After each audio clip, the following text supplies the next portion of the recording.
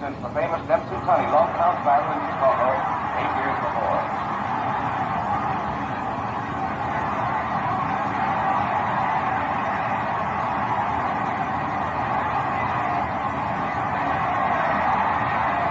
Everyone's stunned by the fury of Lewis's attack.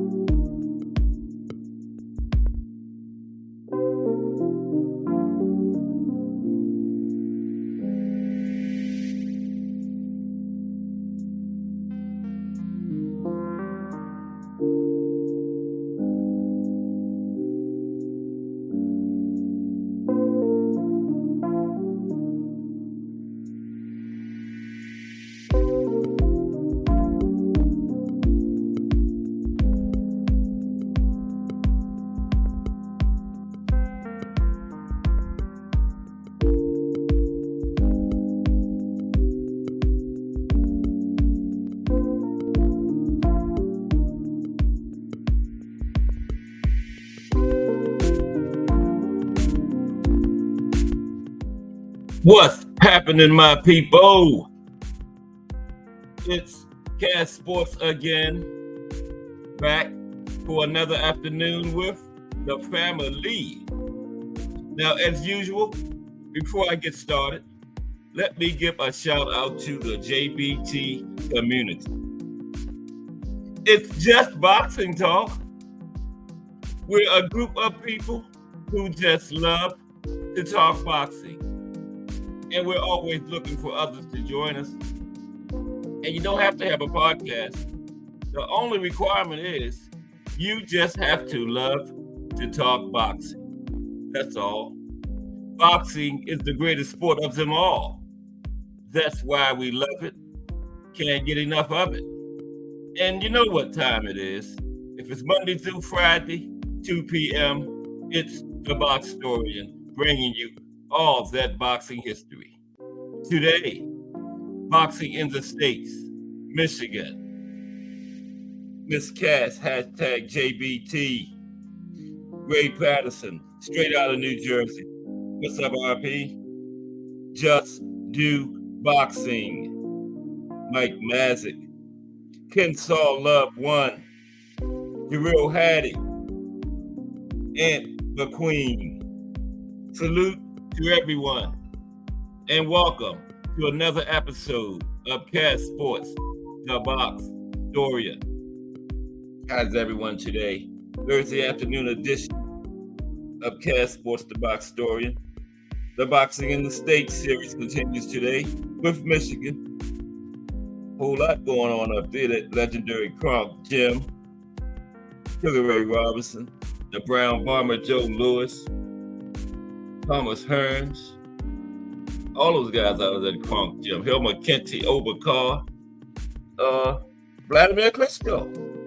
He was under Emmanuel Stewart, remember Lennox Lewis? And a lot of guys went up there just to get work in that Kronk gym, man. James Toney from Michigan.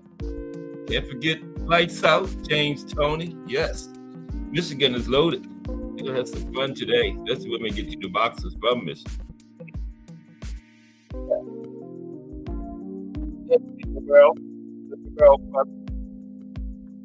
The Drunken Master. Remember the Drunken Master from Michigan? I can't think of the Drunken Master's name. Oh yeah, Emmanuel Augustus, right? Yeah, from Michigan. And yeah, we're gonna touch on a little history. You know we gotta cover the Kronk gym. But yeah, it was some boxing last night, right? I believe I missed it. I think it was on ESPN Plus. But yeah. And this weekend we got the big rematch between Sensatial and Robson and Oshaki. Thomas Hill, hashtag JBT in the building. What's up, Thomas Hill? How are you today? Yeah, we boxing in the States. In the second half now, going downhill. We're to the M's, Michigan today. Michigan should be a good one. Take me all the way to like 3:32 link time. Yeah. You had a crazy panel yesterday, wasn't it? What was his name from the UK? I forgot his name now. Hyman or something like that. Poppins. He said short for Murray Poppins. Yeah. He had a little Kool-Aid. Well, it's nighttime over there, so you know. It was like 10, 11 o'clock over there, so you know. He was drinking his Kool-Aid, feeling good. Right. You know, that's why I let him go, you know. Get away with a few things where a sober person wouldn't get that kind of leeway. But boxing in the States today. Okay. Michigan. How is everybody? Still early in the JBT day. We got Just Do Boxing coming up next at 4. We got BBO Boxing TV at 8. And the Mighty Rise podcast at 9 to close it out. And then tomorrow it's Friday. Friday is a huge day. Ooh. Close it. We had at the 10 a.m. the Let's Talk Fashion with Remo. A mix-up. Fashion, entertainment, sports, and life. And then at 10 o'clock, it's the Angry White Men podcast. D1 and Wim Old School Rant. Yeah, that's a good podcast. Can't say new anymore. They've been going on for a while now. Going strong, going good. We're going to get started in about 5 or 10 minutes. I was on time today. Salute, Thomas Hill. But now we got the Boxtorian. Yeah. Yeah. Yesterday was one of the showmen. How did y'all like that? That was brought to you by Jarrell Hattie. Next week, because I did all former fighters, so next week I might do active fighters, you know. The biggest showman of today. Who would be on that one? Wow. Man. Okay. Knockouts, you know. Everybody loved knockouts, so you Better Be Ed, but I definitely have to include those guys. But well, Better Be Ed doesn't have 100% anymore, but it's in the high 90s now. What does he have? Like 23 fights now? I think he was 22-0 going into the ball, right? So now he has 22 knockouts and 23 fights. So that's still up there if that's what it is. That's well, gotta turn the calculator on.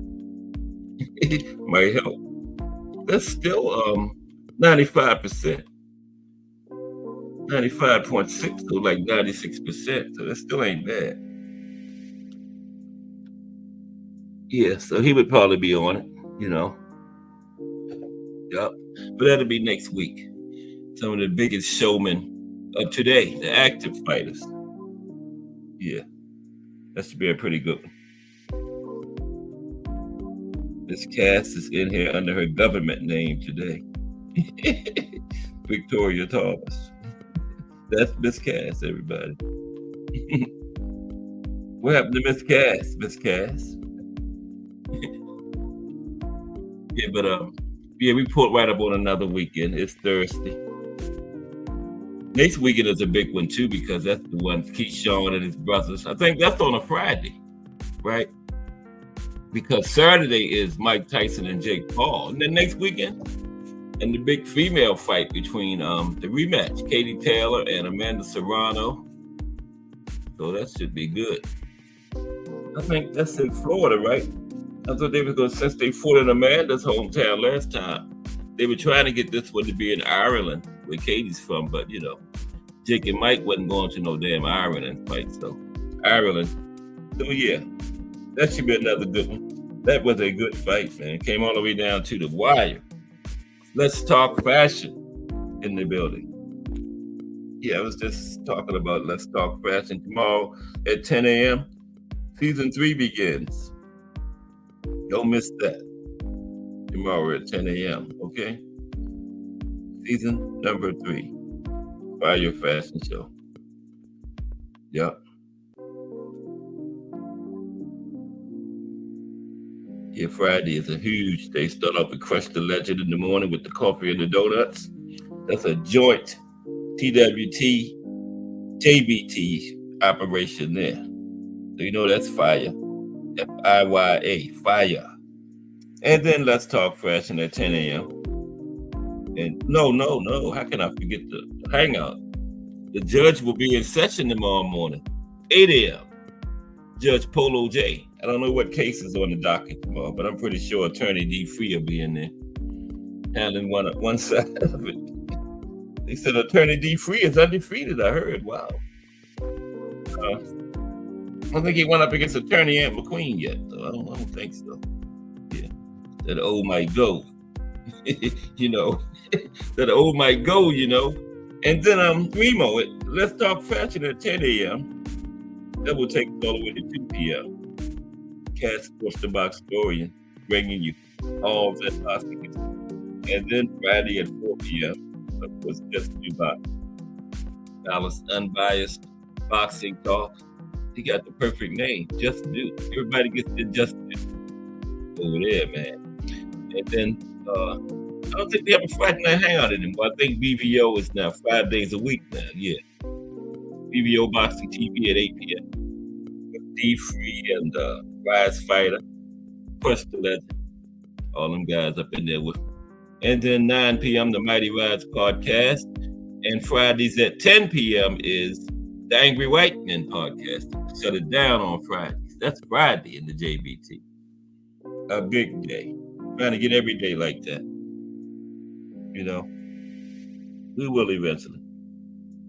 And we got some other shows that might come on at any time. You know, turn your notifications on. We got Casual's Corner with Ant McQueen and Thomas Hill, breaking down boxing like it's never been broken down before. You have not watched the fight until you watch one after Casual's Corner breakdown. Prison Talk with Tommy. Okay. He got some stories, man. Check out some of his videos from the inside of the big house. Okay? From the inside of the big house. Okay. I've been in there, but I was on the other side of the big house. Yeah. But I got to go home every day. But then BN Boxing News. Also, Fire Boxing Talk, part of that JBT. So yeah, that's how we're doing it every day. You know, subscribe, turn your notifications on, because you want all of that fire output. Okay?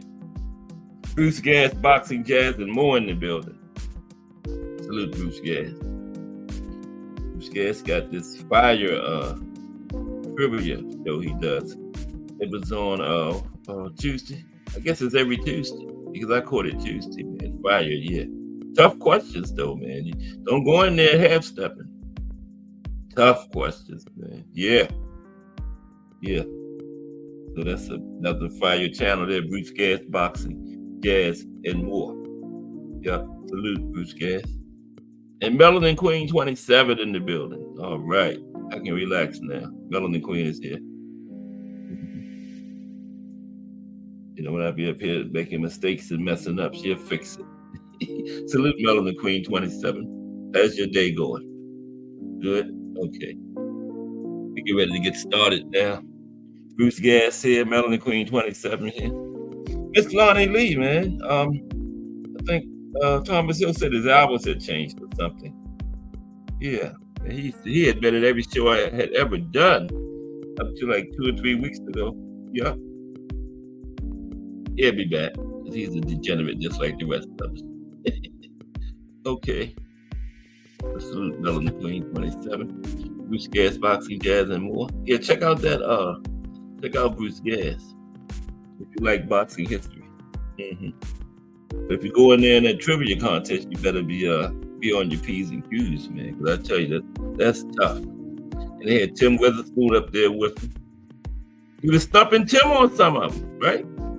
Yeah. He was telling Tim, yeah, Tim, you fought on that card. Yeah, man. It was fun, though. Check it out, man. Bruce Gas, Boxing, Jazz, and more. Now let's get ready to 220. I guess it's safe to start a little early today. I'm running out of stuff to talk about. Let's get started with boxing in the States, Michigan, because I got a lot. And then if it runs short, drop that link in there, right? But it's Thursday, pulled up on the weekend. I think we got about 3 cards this weekend too. I believe we do. The big one being O'Shaquie and Robson. And like I told you, O'Shaquie said, you don't need any judges. Won't need any judges.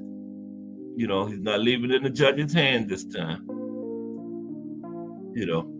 They O'Shaquie fought like defensively, a lot of movement and stuff. And Conceição was the aggressor. I guess the judges like that, but it definitely was not effective aggression. It was not effective aggression. But he was there. I guess he got points for just being aggressive. It's not supposed to happen, but he clearly did because I can't see any other way he wasn't in fight. I almost had it a shutout, man. But the good thing about it is they are rematching. That's the thing to do. When you have controversy like that, have the rematch. Okay? Hopefully somebody will win it more clearly this time.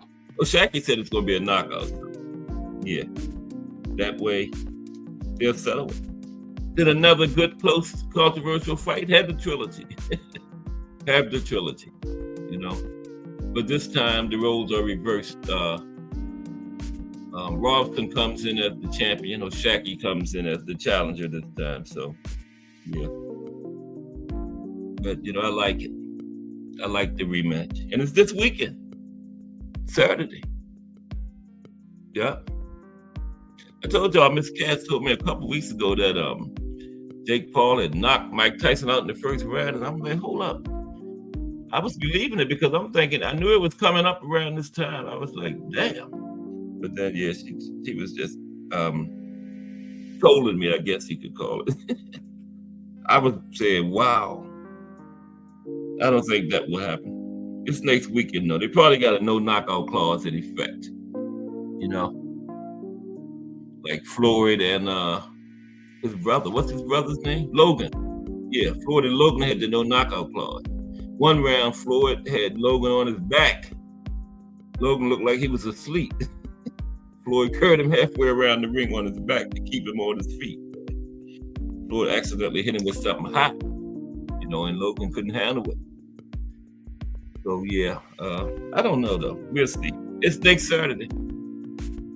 And this O'Shaquie and Conceição card is a pretty good card, too. One of the Godfather cards. Yeah. A lot of his big names on it. Okay, let's go with today's show. 5 minutes early. Okay. I'm trying to make sure I got it. Oh, Donnie Williams in the building and Technique. What's up, Donnie Williams? And salute to Technique in the building today. Good to see both of y'all brothers. We're going to be talking about Michigan today. Just about some things that happened concerning boxing in Michigan. And then some of those big names that came out of there, a bunch of them, like I was saying, Sugar Ray Robinson, Joe Lewis, Thomas Hearns, James Lights Out Tony, Emmanuel Stewart, of course, that big time Kronk Jeff, that's big. We're going to talk about that a little. And some of the fighters, the Overcar, Hill McKenty, Vladimir Klitschko. Emmanuel had him. Lennox Lewis, he had him also. Yeah. Yes, he did. I think Emmanuel's daughter runs the Kronk Gym now. I did a show on the Kronk Gym like a year. Well, late last year. I think his daughter name is Sylvia. Yeah, she was running it then. Oh, that's right, Melanie. I told you Melanie Queen was speaking me up. I didn't say hello to the Warriors. Yeah. Hello, Warriors, mighty Warriors. Thank you, Melanie Queen, for reminding me. You got to say hello to the Warriors. Keep them coming back. Yeah.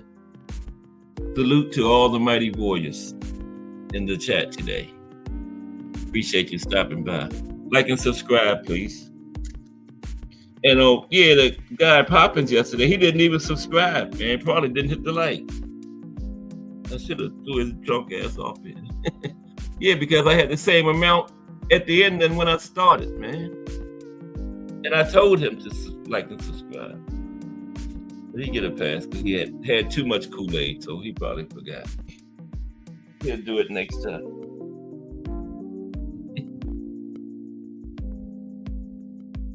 Okay, had to take a drink.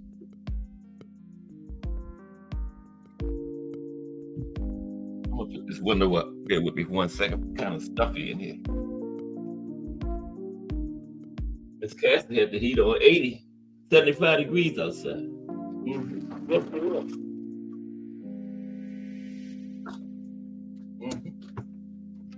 Come on. There we go. Okay, pardon me, I'm back. Now we're getting ready to get started for real. Appreciate everybody stopping by today. Okay. All right, boxing in the States, Michigan. Okay. Now, boxing in Michigan began in 1886 when students from Michigan Agricultural College, which is now Michigan State University, MSU, home of Magic Johnson. But anyway, it began when they competed in boxing at Albion College, field day, right? And boxing was a field day event at MSU it was Michigan Agricultural College then, but it turned into MSU. But it was a field day event from 1888 to 1892. But it was eliminated in 1893, right? And interest in boxing in Michigan faded until after World War I. And boxing was introduced to the United States from England in the late 1700s, but it didn't become popular until the 1800s in large cities like Boston, New York, and New Orleans. In the 1920s and 1930s, boxing was very popular in the United States, and it was a source of pride for immigrants. Boxing.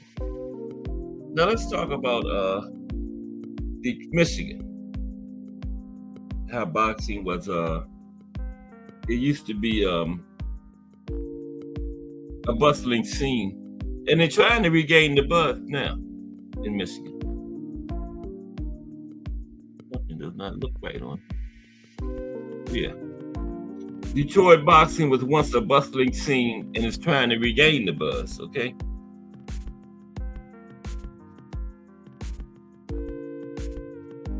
See? I told you. I'm getting jinxed. I started before 2:30. I should have waited those 3 more minutes. There we go. There we go. Okay. How is everybody this Thursday afternoon? Beautiful day outside up here in Randallstown, Maryland. About 30 minutes outside Baltimore City.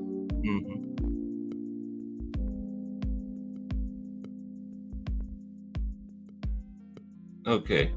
Now, inside the Motor City Casino, one recent night, there were roars from the crowd as boxer after boxer was knocked out.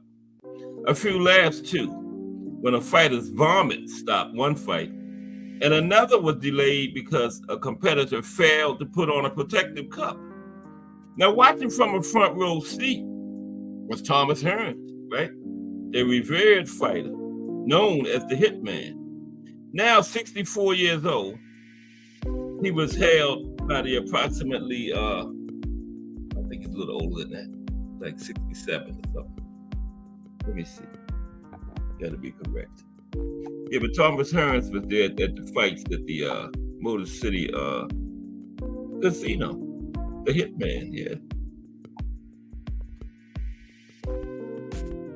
Yeah, we always see Hitman. He's a big time fight fan. Thomas Hitman Hearns. Gotta do this kind of stuff before I start. I know he's older than 64 because he's older than me.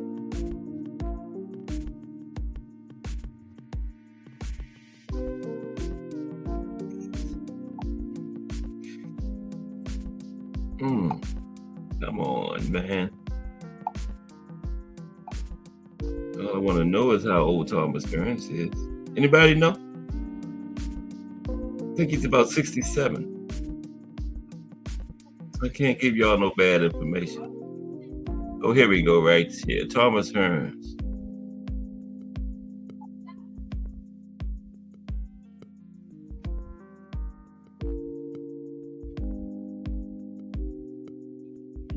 Anybody in the chat know how old Thomas Hearns is before I continue?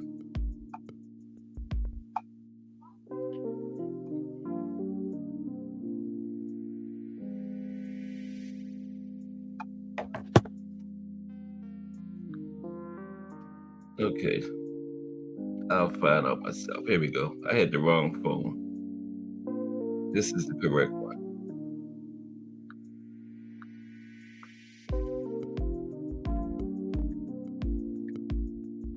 Bear with me for a second. We're going to get this age right before we continue. There he is. The Hitman is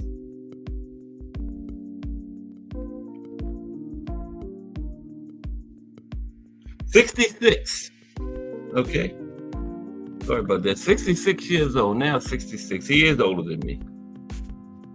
I'm 43.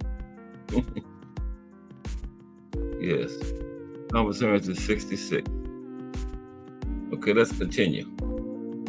But anyway, he was at this matches they had, right? Sitting at ringside. Okay. Watching from a front row seat was Thomas Hearns, a revered fighter known as the Hitman, now 66 years old. He was hailed by the approximately 2,000 fans when highlights were shown of his career that included titles in 5 weight classes, okay? Yep, 5 weight classes. He was the first one, too, by the way, before Sugar Ray. Sugar Ray was second. Hearns was the first man to win in 5 weight classes. Hearns said, "I like what I'm seeing." You know, told the Associated Press was interviewing him in between fights. He said it was an 11-fight card, too. Hearns said, "Fighters are getting more and more action.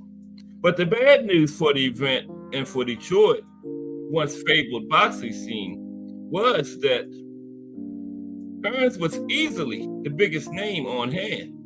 You know, at that time, the best active boxer from Detroit was fighting that same weekend. But he was fighting on the other side of the world, in Australia. Tony Harrison. He was fighting against Tim Tszyu that weekend, right? Former champion Tony Harrison was fighting in Australia against Tim Tszyu that weekend, right? And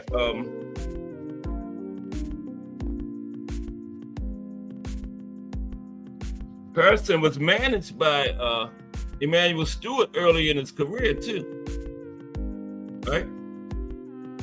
And he had his fourth professional fight at the place that they were having fights at that night at Motor City Casino. But his last fight in Detroit was like a decade ago at the Cobo Center Ballroom. The Little Caesars Arena, home of the Detroit Red Wings and Detroit Pistons, has not had a boxing event and doesn't have one on the calendar anytime soon, right?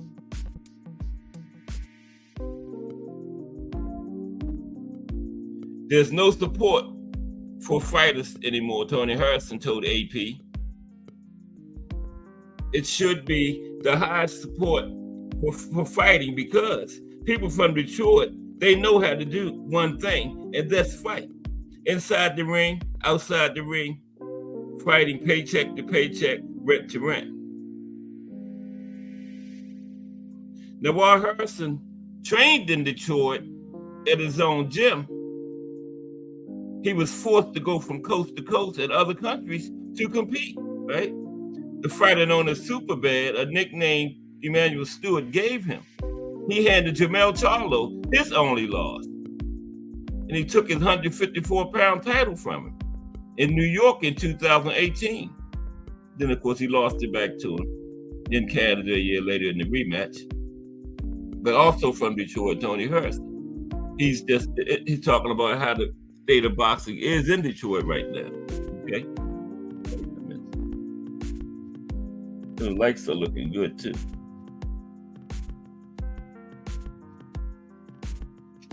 Okay. It's so sad that Tony Harris doesn't have opportunities in Detroit because he was an accomplished fighter, said Jackie Kalin, who was Hearn's publicist, and she managed former champion and Michigan native James Lights Out Tony. He said, hopefully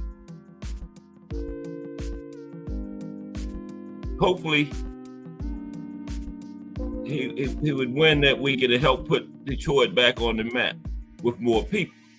Now, Joe Louis, a famous boxer who moved to the Motor City as a child, Sugar Ray Robinson and Hearns represented the city as world champions and are regarded as all-time greats fighters. Now, fighters from around the world, including former heavyweight champion Joe Frazier and Vladimir Klitschko, were schooled by Detroit-based trainers, Eddie Futch and Emmanuel Stewart. Yeah, I remember Eddie Futch had Joe Frazier and Emmanuel Stewart had Klitschko. Remember? And when Joe Louis started his career in the late 1930s and boxed for more than a decade, Detroit had more than 15 million residents and was the fourth or fifth largest city in the United States. A foundational cradle of the nation's automaker industry. And the fights at Olympia Stadium and Cobo Arena, where the Red Wings and the Pistons once played, were legendary for decades. Now, by the time Hearns was done throwing his fed right hand in 2006, the city had taken so many blows of its own over the decades that its population was knocked out of the country's top 20, right? It wasn't even in the top 20 anymore. Now, these days, the city and the sport are fighting to get up off the mat, but boxing is still here, but it's just at a smaller scale, right? In addition to the low-level professional fights, the sport will draw more than 1,000 competitors. Yeah, they was having little small fights back then, though. It's nothing like it used to be, like the Olympia Stadium and the Cobo Casino. Now, boxing is also used as a tool, as a vehicle to enrich the lives of children with after-school programs.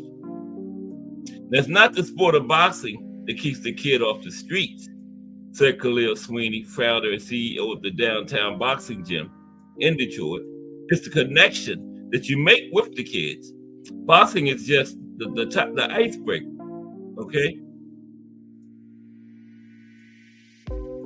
And Tony Harrison's gym is called Superbad Fitness, also fights for children in Detroit to give them an athletic, academic, and social outlet to stay off the streets.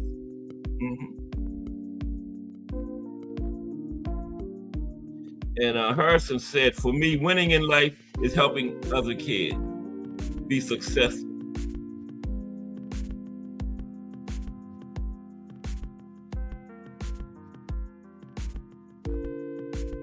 And we still have a pair of promoters, Carlos Linas and Dimitri Salita, are pushing the sport in the Detroit area with periodic series of fights in smaller venues in hopes of bringing it back into the masses.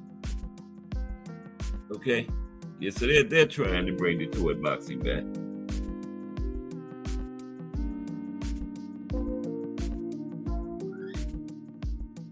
Okay.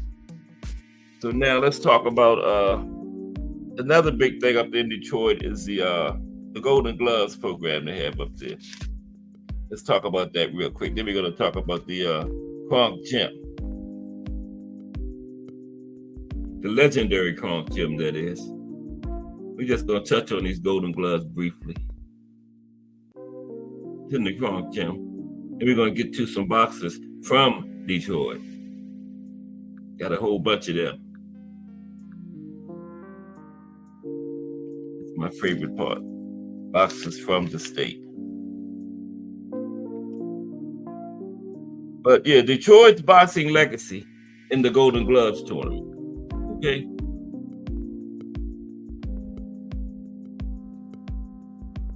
There we go.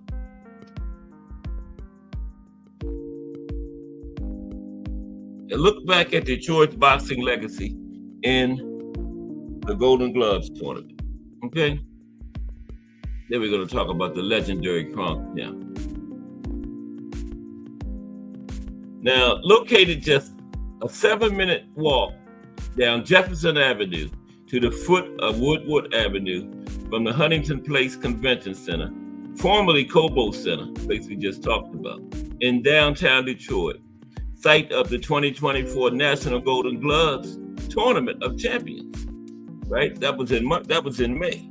Okay, May 13th through May 18th. They got a massive trophy of Joe Louis standing there, right? 2-ton bronze sculpture of the Brown Bombers' right arm and fist. And it's also a reminder of Detroit's storied legacy as a boxing center. Dedicated on October 16, 1986 as a gift from Sports Illustrated to the people of Detroit and the Detroit Institute of Arts on the occurrence of the museum's centennial. The sculpture is a tribute to the Motor City's national hero, the renowned world heavyweight boxing champion from 1937 to 1949, who still holds the longest reign in the history of any weight division in boxing. And Louis is best remembered for defeating Max Schmeling, the pride of Nazi Germany, in the first round of what was billed as the fight of the century in 1938. And a lot of people didn't like Max Schmeling because of the Nazis in Germany, but Max Schmeling didn't support the Nazis, never joined the Nazi party. Yeah, 2 years. Now Joe Louis beat him in 1938, but 2 years earlier, Louis had suffered his first professional defeat at the hands of Max Schmeling. Okay. K Savoy, hashtag TWT in the building. What's up, K Savoy? We are going over boxing in Michigan. Thursday is boxing in the states, the history of every state in the United States, going through the alphabet. Today is Michigan. A salute, K Savoy, from the winning team. Another Try your organization of men and women in these YouTube streets. Okay, yeah, let's continue. We're gonna talk about the Kronk Gym next, but right now, talking about the legacy of the Golden Gloves in Detroit. Yeah, Joe Louis had suffered his first defeat at the hands of Max Melling, right? Now, like so many other famous boxers, it was Golden Glove competition that served as a springboard for Joe Louis's brilliant professional boxing career that began while training at the Brewster Recreational Center in Detroit, okay? Now, on March 9th, 1934, 90 years ago, 19-year-old Joe Louis won the Golden Gloves light heavyweight national championship that first earned him national attention before he turned professional, right? 4 months later, okay? Now, Louis' success first established Detroit's Golden Gloves boxing legacy that includes, among others, Thomas Hearns, the 1977 National Golden Gloves light welterweight champion, who later became the first boxer to win 5 world titles in 5 different weight divisions, right? And Emanuel Stewart, the 1963 National Golden Gloves bantamweight champion, who became a renowned trainer at Detroit's legendary Kronk Gym. We're going to talk about next, right? At the Kronk Gym, Stewart trained Hearns and other Golden Gloves and professional champions. Yeah, he trained, Emanuel trained amateurs too. Yeah. Yep, Hearns and other professional and Golden Gloves champions, right? Now, in total, Detroit-based boxers have won 44 National Golden Glove titles. Wow. That's a lot. 44 of them in total. Now, the Chicago Tribune sponsored Chicago Golden Gloves, and the New York Daily News sponsored New York Golden Gloves, both of whom hosted winners from other states and regions, right? And they held the first intercity championship tournament in 1928, which served as a national tournament of champions until 1961, right? Then in 1962, the Golden Gloves of America organization began hosting the National Golden Gloves Tournament of Champions. And to this day, it is the most prestigious amateur boxing competition in the United States. Now, in 1932, the Detroit Mirror newspaper staged the first Detroit-based Golden Gloves tournament at Olympia Stadium. And in 1933, that's Louis's first full year of amateur boxing, the Detroit Free Press took over the tournament, right? Took over the sponsorship. That year, in front of 3,000 fans at Olympia Stadium, Joe Louis Burrell, who by then had shortened his boxing name to Joe Louis, right? That's when he won the light heavyweight championship in the novice class, when he defeated Joe Biskey for 3rd round knockout. While Joe made it to the last round and got knocked out by Joe Louis. Now, Joe Louis later lost at the National Golden Gloves tournament in Chicago, right? Then the next year, Louis won the light heavyweight Detroit title in the open class at Olympia Stadium again. And then on March 9th, 1934, 4 months before turning professional, he defeated Joe Barr in Chicago to win the national light heavyweight Golden Gloves title, okay? So he got the national title, and 4 months later, he turned professional, okay? Joe Louis Burrell. And then soon after that, it seemed every kid practicing in schools, gyms, and recreational centers in Detroit and elsewhere wanted to become the next Joe Louis, right? In the first 4 years that the Detroit Free Press sponsored the tournament, 4,532 boys registered to compete in Golden Gloves. Wow. 30 years after Joe Louis won his first Detroit Golden Gloves light heavyweight title in 1963, Detroit placed 3 entrants in the Golden Gloves National Finals and won their first team championship since 1939. Then, Emanuel Stewart, an 18-year-old student and pipe fitter, won the bantamweight national title, and eventually compiled a 94-3 amateur record. But he became more famous as an elite trainer than a boxer when in 1971 he began training boys at Detroit's Kronk Gym. Okay? Yep, 1971 was when Stewart started training people at the Kronk Gym. And his most prized pupil was Thomas the Hitman Hearns, who in 1977 won the national Golden Gloves light welterweight title before turning pro that same year. Fellow Kronk boxer Rick Jester won the Golden Gloves light heavyweight title that same year. Okay, Hearns won the light welterweight. Now, Stewart's first two of many professional champions were crowned in 1980 when Hill McKenty won a lightweight world title and Hearns captured a welterweight title. Yeah, Hearns wasn't Lewis's first world champion, though. That was Hill McKenty. Yep. Now, Hearns, I believe Hearns won it the same year, but Hill McKenty was first. Okay? All right. That's my chat up. There we go. Light's looking good. Okay. Now let's go into the Kronk Gym. Okay. But yeah, in 1983, that's when they won their third national team title, right? 1983, and that was the first one in 20 years since 1963. Okay. Ricky Womack won the light heavyweight title. Frank Tate captured the junior middleweight title. Roderick Moore, the lightweight title, and Craig Payne, the super lightweight title.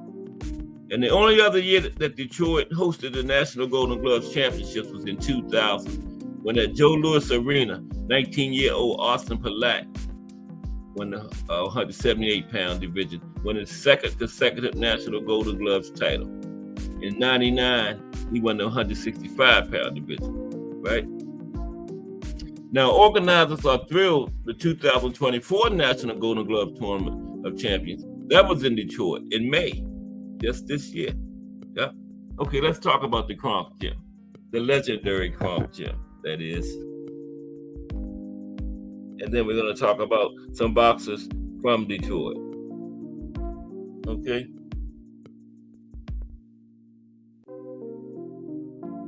Legendary Kronk Gym. Home of Thomas Hearns, Hill McKenty, Overcar. Vladimir Klitschko was trained by Stewart. Lennox Lewis. Yeah, some big names. I think Lennox had Emmanuel had like 41 world champions altogether. I believe he did. Yeah, 41. Let's get this going. How's everybody today? Pulled up on another weekend, and we got to remember the big rematch this weekend of Shaqy and Ralston Conceição.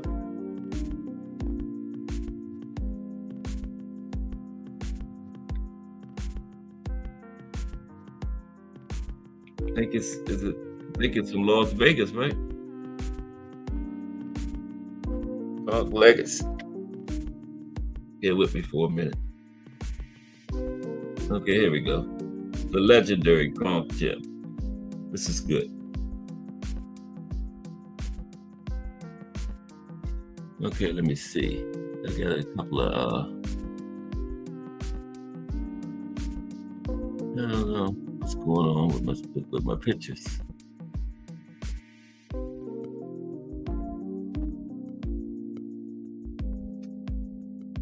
Here we go. I was too far down. Here we go. Okay. Yeah. Kronk's legacy, a boxing powerhouse. Okay. Now, Emmanuel Stewart revolutionized boxing, training over 40 world champions, including legends like Thomas Hearns and Lennox Lewis. His strategic genius and nurturing approach transformed fighters into icons, right? In Detroit, Stewart's Kronk Gym became a symbol of hope, discipline, and community pride. His influence extended beyond the ring, though, mentoring youth and fostering legal talent. Stewart's legacy continues to inspire and uplift both boxing and Detroit, cementing his status as a transformative figure in sports and community development. Okay, cultivated champions over there at that Kronk Gym. Okay, now Kronk Gym in Detroit stands as a powerhouse of boxing, boasting an unmatched record and a legacy of champions forged over decades. Okay, here are just some of the hard-hitting champions and standout achievements that define Kronk Gym's dominance. Okay, Thomas the Hitman Hearns. Thomas the Hitman Hearns. Okay, now, undoubtedly, the crown jewel of Kronk Gym, Thomas the Hitman Hearns electrified the boxing world with his unparalleled power and unmatched versatility. Hearns didn't just win titles, he made history by becoming the first fighter ever to conquer 5 different weight classes, okay? His thunderous punches and relentless drive transformed him into a living legend, embodying the spirit of Kronk and redefining what it means to be a champion. Thomas the Hitman Hearns. Hilmer Kenty. Hilmer Kenty. Hilmer Kenty. I believe Hilmer was, did I say he was the first champion, right? Hearns was second. But they got him in the same year. Okay. All right. Hilmer Kenty. Hilmer Kenty is another stellar product of Kronk Gym. Etched his name in the annals of boxing history with his sheer tenacity and skill. Kenty wasn't just a fighter, he was a trailblazer, becoming the first world champion molded under the legendary Emanuel Stewart's guidance. His lightning fast jabs and relentless pursuit of victory exemplified the Kronk spirit, making him a beacon of inspiration for aspiring boxers. Kenty's rise to the top was a testament to his dedication and the unwavering support of Kronk, proving that greatness is forged through hard work and determination. Hilmer Kenty, another product of that Kronk Gym. Lennox Lewis. Lennox the Lion Lewis came out of that Kronk Gym. Okay, Lennox the Lion, there he is. Lennox Lewis. Now, Lennox Lewis, a towering figure in the world of boxing, is another extraordinary product of the legendary Kronk Gym. Under the meticulous tutelage of Emanuel Stewart, Lewis transformed into a dominant force. Yeah, that's when that jab became legendary when Emanuel got it. Yeah, he became a dominant force under Emanuel, showcasing unmatched skill and strategic brilliance. He didn't just win, he redefined heavyweight boxing, becoming the undisputed champion and solidified his legacy as one of the greatest of all time. His powerful presence, combined with his technical prowess, embodied the relentless spirit of Kronk, proving that true champions are forged through dedication, heart, and the unyielding will to succeed. Lennox Lewis. Gerald McClellan, he came out of the Kronk. Gerald McClellan. Gerald McClellan. There's Gerald. Gerald McClellan. Let he come in? No. I gotta take a drink. That's juice. I ain't like that guy yesterday popping. Well, it was at nighttime there though. He was feeling good. Okay. Gerald McClellan. Another one. Great fighter to come out of that. I told you that Kronk Gym, man. And these just a couple of them. I don't have enough time in the show to do all those great fighters that came out of the Kronk. And other guys used to travel there for work, like Oscar went there, Hector Camacho, Julio Cesar Chavez. Yeah, they all went up to that Kronk to get that work because they know you get some good work in the Kronk. When a new guy walk in the door, they used to holler, new meat, and line up to fight him. Right? New guy come in there, he have a line of guys waiting to fight him, man. Yeah. Gerald McClellan. Gerald McClellan, a ferocious warrior from the renowned Kronk Gym, of course, he captured the boxing world with his explosive power and relentless aggression. He was also trained by legendary Emanuel Stewart. He became a fearsome middleweight champion, known for his devastating knockouts and unyielding spirit, right? And he had the ability to end fights with a single punch. You know, he epitomized the fierce determination and raw talent of the Kronk Gym, right?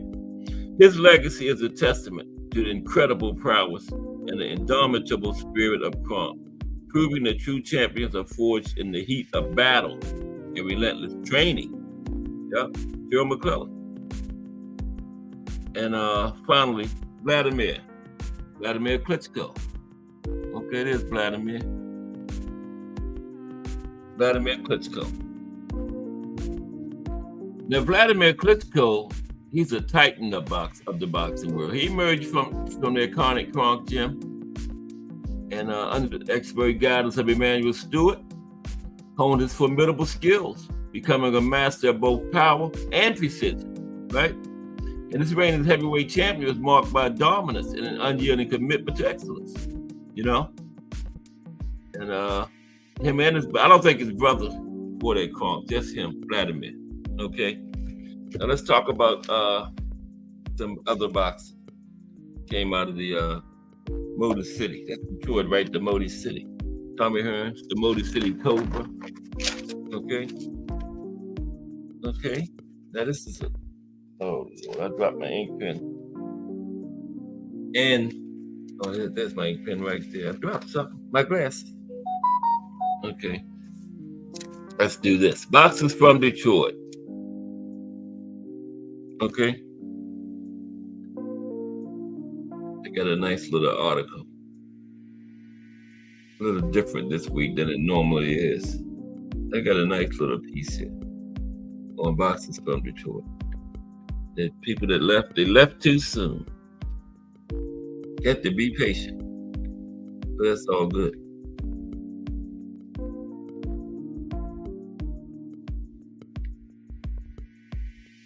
That's all good. Anybody see that card last night from I think it was Puerto Rico on ESPN Plus. I missed it. I fell asleep. 10 o'clock is past my bedtime. And I ain't even got to get up in the morning. Still waking up 4 or 5 o'clock in the morning. Okay. Writers from Detroit.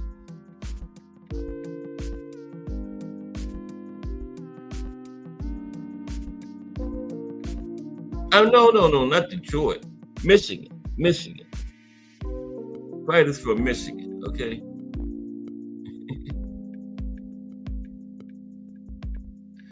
Detroit, we was just, is Detroit the capital of Michigan? I don't know. Oh my goodness.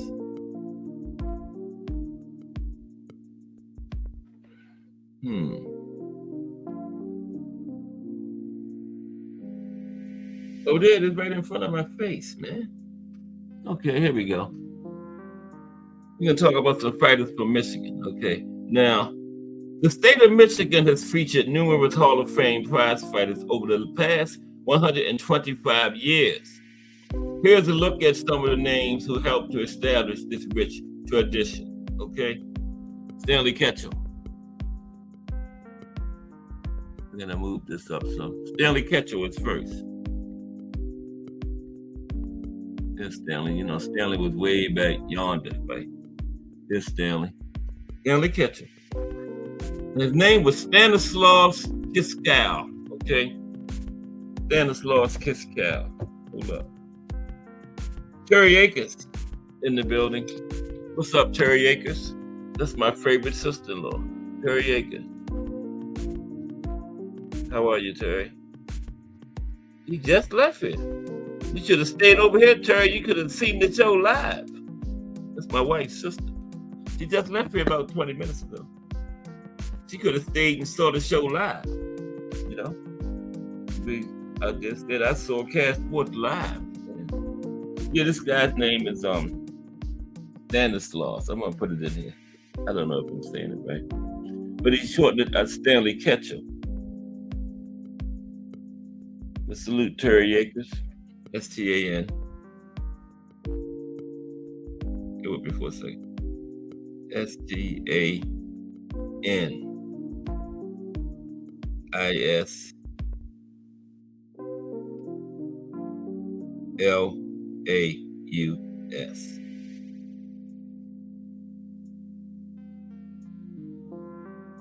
And his last name is K-I-E-C-A-L, Keycal, I guess. There it is. Stanislaus Keycal. Okay. Now, he was born September 14th, 1886, in Grand Rapids, Michigan.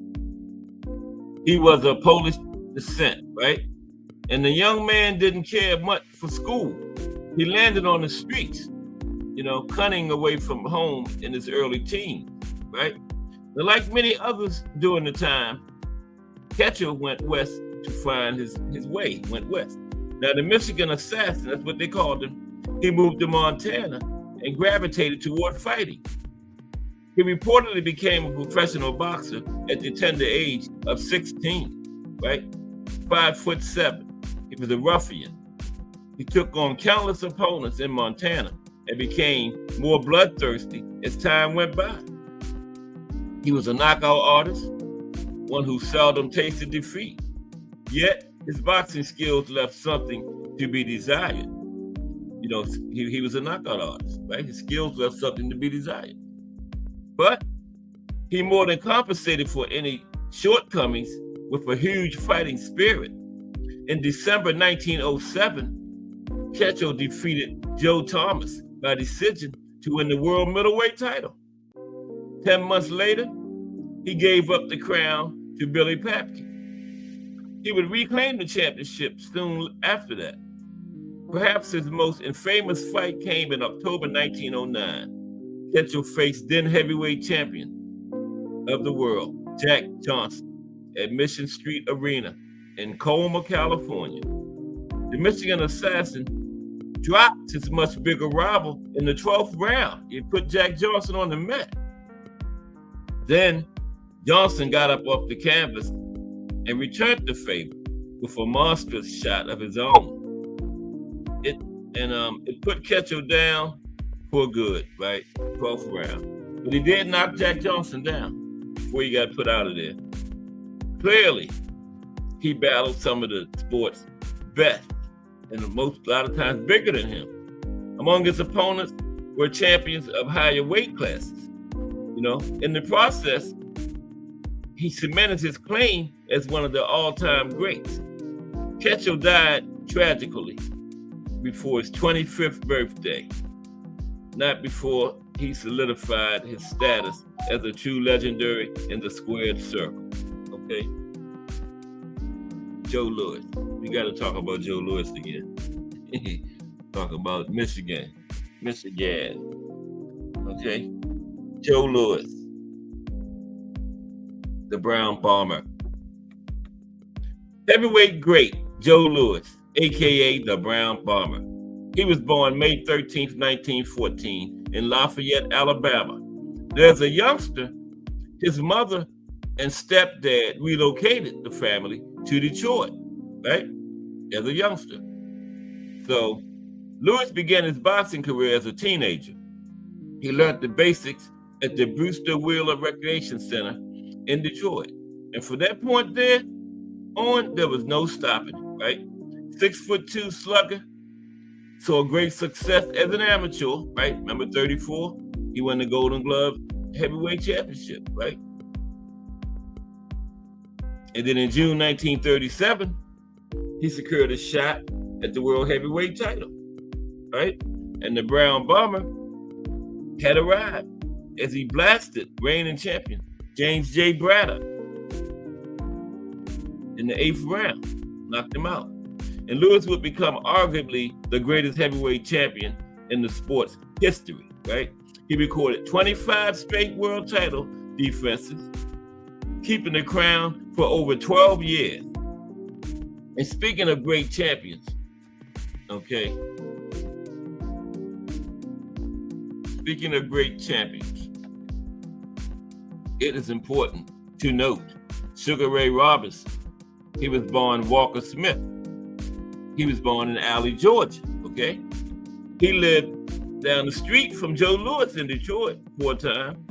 And Louis served as a role model for the young up-and-coming Sugar Ray Robinson, who's widely regarded as the greatest boxer ever, right? Robinson won world titles at welterweight, 147 pounds, and middleweight, 160 pounds.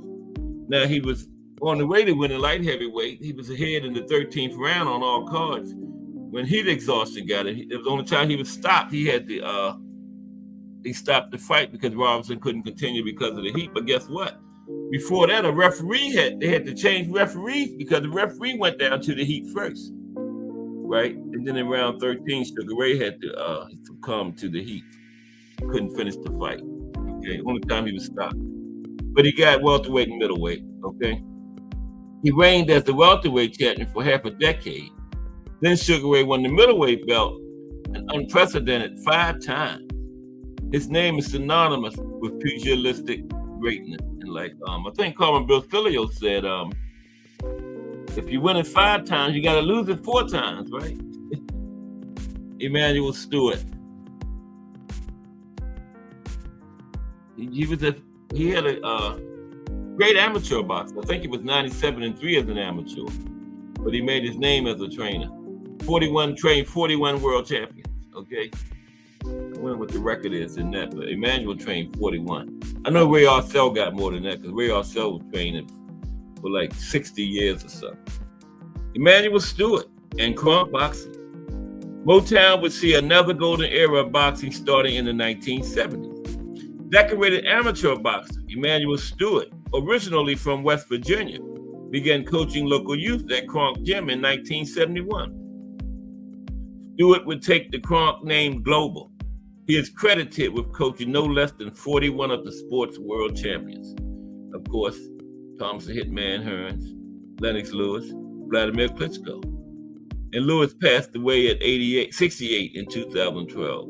Yet his shining legacy lives through the family. Okay? Most notably, his nephew, Javon Sugar Hill. He trained Tyson Fury. Trains Tyson Fury, still in this corner here.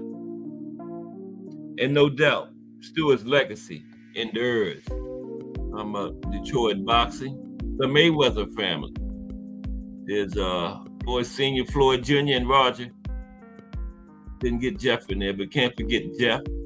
Yeah, the Mayweather family, okay? From Grand Rapids, right? Same town as Stanley Ketchum. The Fighting Mayweather family. More specifically, Floyd Mayweather Sr., his brothers Roger and Jeff. They planted a seed that would produce the famed second-generation fighter, Floyd Mayweather Jr., right? Former world title holder Roger coached his nephew Floyd Jr. to multiple world boxing titles. Floyd Jr. retired undefeated at 50-0 and considered by many to be the greatest boxer of his time. Okay, let's see. Got some more. Time we're working with 313. Oh, good time. Good time. Got some more boxers from Michigan. Remember, Adrian Broner said it'd be Africans, Mexicans, Puerto Ricans. So today we talking about boxers from Michigan. Okay. Where'd they be from? Ohio. Oh, we haven't got there yet. Remember that? African, Puerto Rican, Mexican.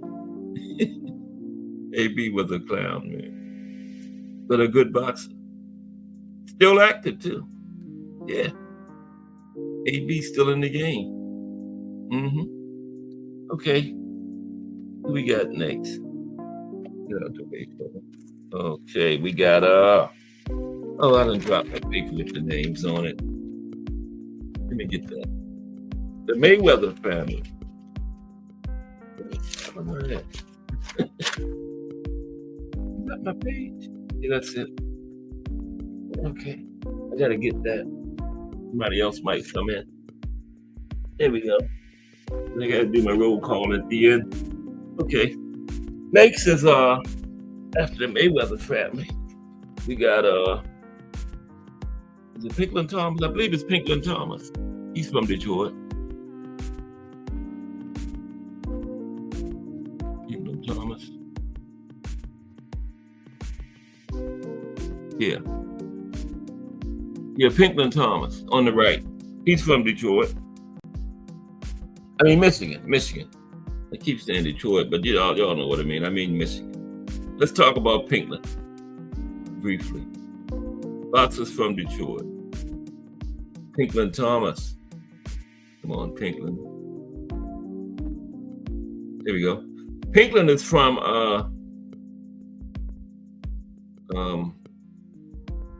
Pontiac, Michigan. Pontiac, Michigan. That's where Pinklon is from. Okay. Pontiac, Michigan. Mike Grimm in the building. What's up, Mike Grimm? How are you? And BN Boxing News. Salute to Mike Grimm and BN Boxing News. Boxing in the States, Michigan. We are talking about some boxers from Michigan now. Yeah. Okay. Pinklon Thomas from Pontiac, Michigan.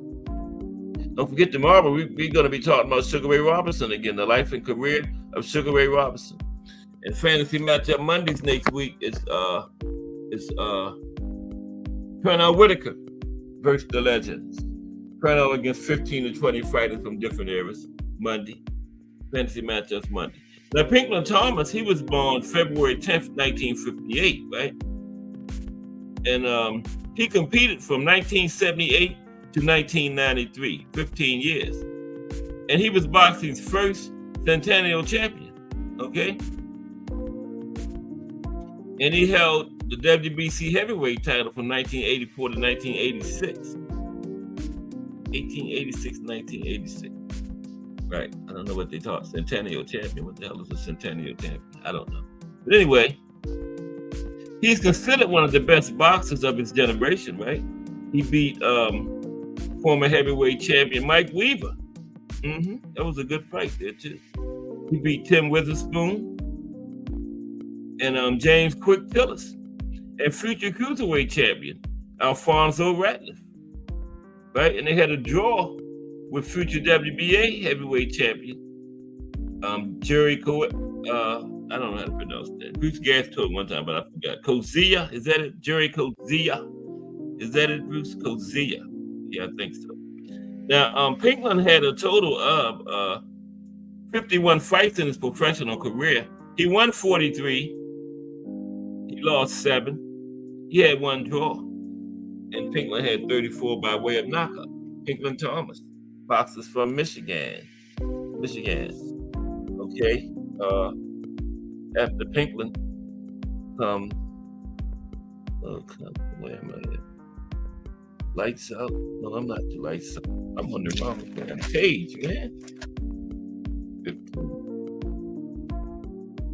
Oh, it is James Toney next. Lights Out. James Toney. Yeah, that's James Toney. Yeah. Lights Out. James Lights Out Toney is next. That guy yesterday said something about James Toney. I let him go. You know, because he was drinking a lot of Kool-Aid. That boy Ed came in and commented though when he said something about James Toney. Yeah. Now Lights Out is from he's from where's he from, Lights Out? Ann Arbor. James Toney is from Ann Arbor, Michigan. Ann Arbor, Michigan. James Nathaniel Toney. Okay. Born August the 24th, 1968. Okay. And James competed from 1988 to 2017. Longevity, man. Longevity. Okay. That's 19, 20 years. And he held multiple world championships. in 3 different weight classes, including the IBF and lineal middleweight titles from 1991 to 1993. He also had the IBF super middleweight title, 93 to 94, and he had the IBF cruiserweight title in 2003. Yeah, Lights Out had titles in 3 different weight classes, okay? In the International Boxing Hall of Fame, okay? And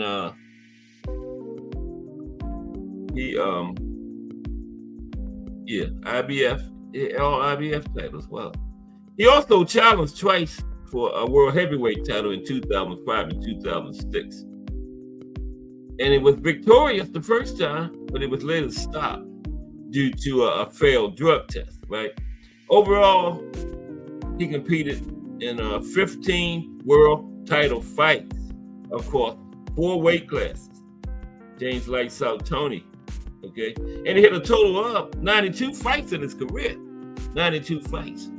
And they wasn't even fighting like that at when Lights Out era. That's like from one of them old school era, almost 100 fights. Wasn't nobody fighting like that then, but Lights Out was 92 total fights, won 77, lost 10, had 3 draws and 2 no contests. And Lights Out had 47 wins by way of knockout. James Lights Out Tony from Ann Arbor, Michigan. Boxers from Michigan, okay? That's what I told y'all yesterday. We had some good ones from Michigan. Tony Tucker is next. Tony Tucker. Not just Sugar Ray and Joe Louis and all them. Lights Out, Pinkland Thomas, Tony Tucker. Yeah. Michigan was loaded, man. Loaded. Yes, it was. Tony Tucker's from Michigan too, yeah. Let's see talk about Tony for a minute, okay? Tony Tucker. And Tony is from Grand Rapids, same place as the Mayweather Stanley Ketchum, Grand Rapids, Michigan. Tony Tucker. There's Tony. This is Jerry Curl. Tony Tucker. Born December 27th, 1958, right?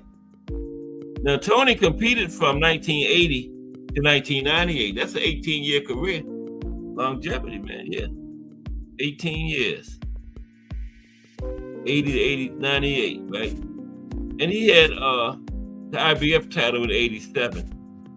And he was the shortest reigning world heavyweight champion in history, right?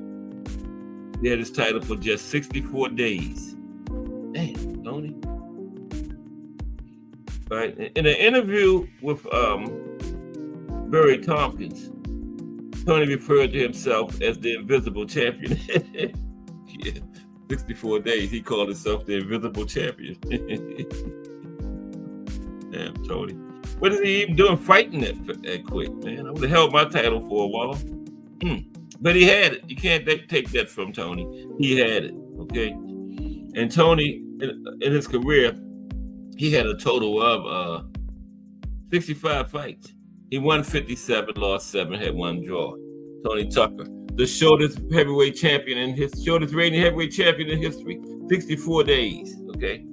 Right about 2 months. Wow. I didn't know that. Obakar, boxers from Michigan. I did not know Tony was the shortest reigning champion in heavyweight history, 64 days. Wow. Obakar. That's short, Tony. And then Tony told the reporter he called himself the Invisible Man. Invisible Champion. The Invisible Champion. Wow. Okay, Obakar. He came out of that legendary Crown Gym. Oba did, yep. And Oba's from Detroit, Michigan. Obakar. He's a former professional boxer, a product of training Emanuel Stewart's Crown Gym in Detroit. And he fought 3 times unsuccessfully for a welterweight world title. Never won it. But he was in 3 title fights. And he had 61 total fights. Won 54, 6 losses, 1 draw, 31 knockouts. Over Carr. Fought for the title 3 times, but came up short 3 times. Yeah. Chris Bird. There's Chris. Chris Bird. Yeah, there's Chris Bird. From let me see, where is Chris Bird from? Michigan, I know that. He's from Flint. Same place as Clarissa Shields, the Flint, Michigan. I don't call her the Groat no more. Flint, Michigan. That's where Chris Bird is from, Flint, Michigan. Christopher Cornelius Bird, right? August 15th, 1970. Okay? He competed from 1993 to 2009, 16-year career. 2-time world heavyweight champion, right? Had the WBO title in 2000. And he had the, he beat Vitaly Klitschko in his first title defense, right? And what else did he have? He was a 2-time champion. He beat Vitaly, but he lost to Vladimir, right? In 2002, Bird defeated Evander Holyfield to win the IBF heavyweight title. Okay, and the WBO and IBF, he beat some big names too. Beat one of the Klitschkos, beat Evander, and he made 4 successful defenses. And he lost his second title again to Vladimir Klitschko. Lost both his titles to Vladimir. Wow. And in 2006 was when he lost the second title to Vladimir. He was ranked by BoxRec as the world's top 10 heavyweight from 1998 to 2004. That was he went up as high as 3 in 2000. Yep, that's the highest he got. Chris Bird from Flint, Michigan. He had 47 fights as a professional. He won 41 of them, lost 5, had 1 draw, 22 knockouts. Chris Bird. Okay. Next is I'm gonna drop the link in a little while. I got a couple more boxes for. I don't have every fighter from Detroit. I got like 15 of them. But we almost winding down. Who's after Chris Bird? Oh, Anthony Durrell. He's supposed to be Clarissa Shields' uncle or something, right? Anthony Durrell, isn't he? I believe. That's what she said. Because she said all those boxers she sparred be going all out against her, except my uncle, Anthony Durrell. He the only one don't go all out against me. Yeah. You know, damn well them guys taking it easy on her, because if one of them mess around and hurt her in there, they're going to hear it from the public and the media. You know they taking it easy on her. But I would say, guys, since she's talking that kind of nonsense, just stop sparring her, man. Just stop sparring her. You know, she's going to talk crazy like that. Somebody going and put her in a coma, they're going to be crucified by the press and the public, you know? But that's what somebody needs to do. Shut her mouth up. I used to like it. But Anthony Durrell from Flint, okay? Now, he was a 2-time WBC super middleweight champion, okay? And he had the title in 2019, right? And he had it from 2014 to 2015. Younger brother of 2004 Olympic bronze medalist Andre Durrell, okay? And Andre was a professional boxer too. And Anthony, he won 34 fights. Only had 3 losses in his career, 2 draws, 25 by knockout, 39 total fights for Anthony Durrell, okay? And then Courtney Burton.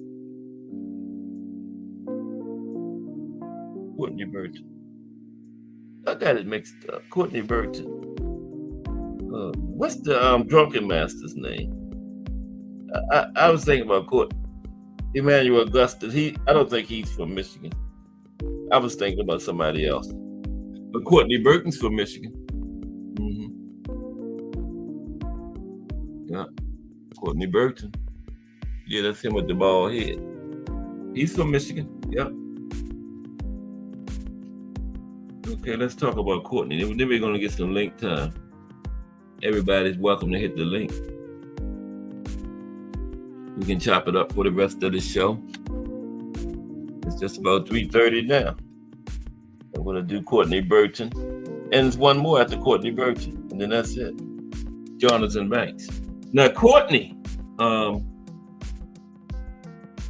he born June 28th, 1978, right? And he's from Ann Arbor, Michigan. And throughout his career, Burton was known as a switch hitter, being able to fight either orthodox or southpaw, right? And he stood at 5'9", though many boxing records have him listed as 5'7", right? And he held the WBO, NABO lightweight titles from Ann Arbor.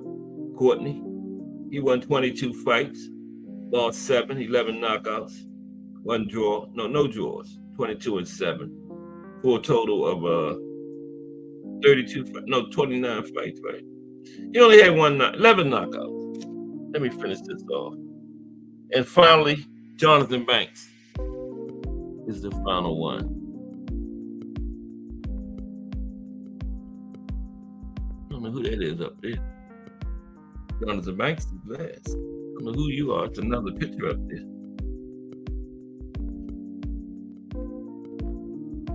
I don't know who that is.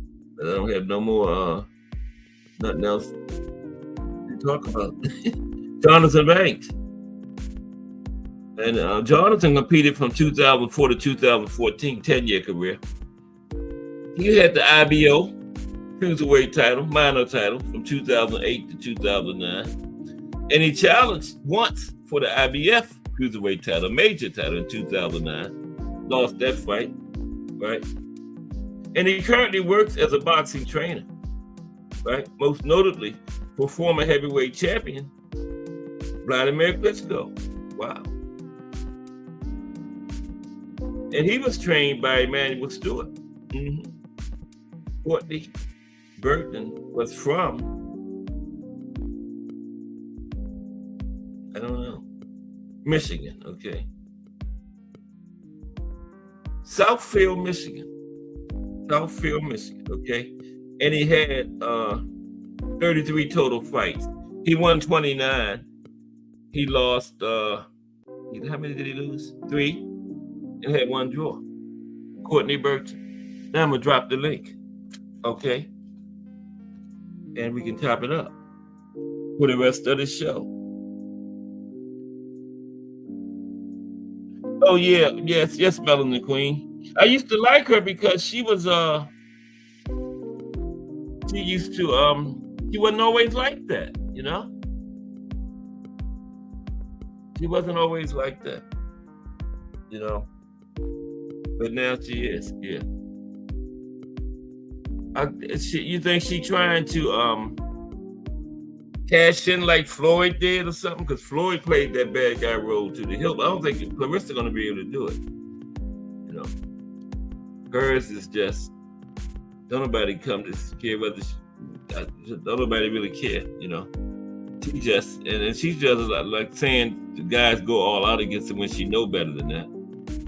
Any male boxer go in there and go all out and catch her with the right punch, it might kill her. You know, it might kill her. So no, nobody's going all out. She said only one that doesn't take it easy on is her uncle, right? And she just what they call it, like a narcissist. Let's just, I mean, what is it that where you got to everything, every little thing, you got to be in the middle of it, you know? I mean, somebody can be talking about some other female boxer. But I'm this, I'm that. Don't nobody want to hear that nonsense. She just gets on my nerves too, Melanie Queen. That's what I'm trying to say. But let me put this link in. She gets on my damn nerves too. Okay, here we go. How's everybody's day going today? It's we pulled up on the weekend again already. These weeks fly by, man. It's crazy how these weeks fly by. I told you, they keep going up and down with that space shuttle. They in and out the atmosphere. The Earth is turning faster. They don't know how to slow it down, and they will never tell us. Think about it. The Earth turning faster, time gonna go faster, right? It's going faster than normal, and they don't know how to slow it down, and they're not gonna tell us. My wife think I'm crazy too, so don't feel bad if y'all think I'm crazy. But I believe that. I stand by that. I believe that's what happened. Yeah. They done speeded the Earth up. That's why time going so fast. Like a half hour go by like 5 minutes. Right? Oh, wait a minute. Don't. That was a mistake. Damn.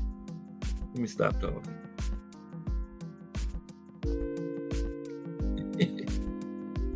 Let me stop talking for a minute. Hope everybody enjoyed the show today. Tomorrow is Sugar Ray Robinson, life and career of Sugar Ray Robinson, right? Mr. Pound for Pound himself. That's a long one too. I started before 2:30 and nothing bad happened.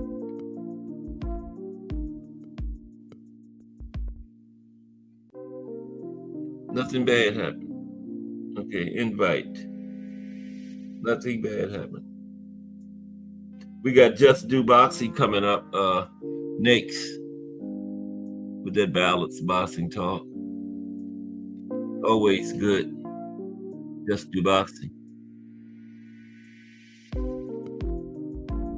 There we go.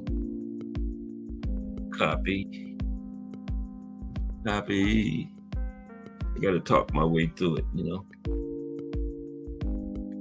Here it comes.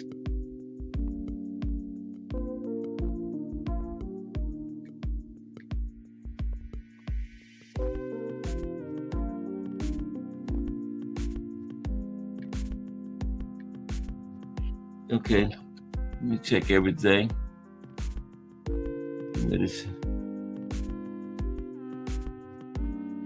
There we go. A good link. It is. Okay. Get out of that. Back down here. Okay. All right. Here's a link for everybody. Anybody, everybody. Come on down. No. After that last one was no good, T Hill. Yeah. This is the one here. There we go. There's somebody. There's Thomas Hill. I was running my mouth and hit the thing too fast. There we go. What's up? Yeah, you got the best hand. Talk to me and tell me what it is, man. Oh, I don't know. I'm trying to find out, man. How you doing today, though? Hey, I'm blessed to see this day. So, in spite of everything that may be wrong, I'm still here. Yeah, that's right. That's the main thing. More chance to do it better than I did the day before. That's right. Once you open them eyes up in the morning, you got a chance. It's on you then, right? Towards the end it's on you. What's up, Jarrell? What's going on with you? Oh, not too much. Another What day. Who is that again? That's Thomas Hill. This I'm the nobody that knows bodies, man. That's all. I'm just the nobody that knows bodies. What up, Thomas Hill? Okay. King of the Hill. That's what I be saying. King of the Hills. Yeah, you said it a time or two before. The legendary Thomas Hill. That's Cat Sports. No, that's Cat Sports. The box story. Yeah. So hey, what's good, Cat? What's you say to you? Actually, what y'all think about the rematch Saturday? O'Shaquie and Robson. Who y'all got? O'Shaquie and who? Robson Conceição, the rematch. Oh man, O'Shaquie. I think this time O'Shaquie gonna actually finish the deal. That's what he said. I think last time, I thought he. Go ahead, Jarrell. My fault. I think I heard Conceição before though, but O'Shaquie the nice dude. He at 130. Yeah, he should be ranked number one. He's not the champion anymore. He's not the champion. He was the champion. Finish what were you saying, T.O.?